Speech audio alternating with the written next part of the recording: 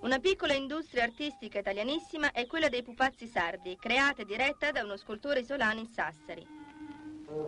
Semplice ed interessante la lavorazione. Ecco un abile artigiano che, servendosi della sega a nastro, sagoma con precisione i vari pezzi occorrenti per lo scheletro in legno di una figurina.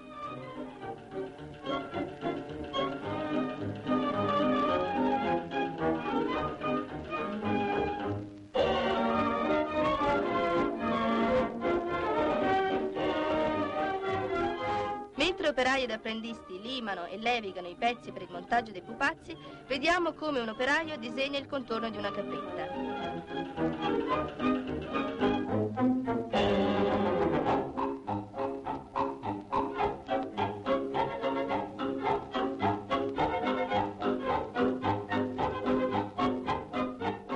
L'intagliatore, intanto, dà gli ultimi colpi di scalpello ad una gustosa testina che ci presenta ormai rifinita.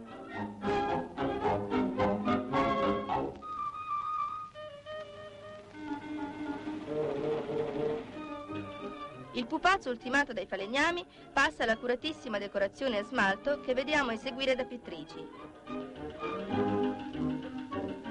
I tipi caricaturali non mancano nella collezione. Al personale femminile è anche riservata la confezione dei vari capi di vestiario che riproducono fedelmente i pittoreschi costumi dell'isola.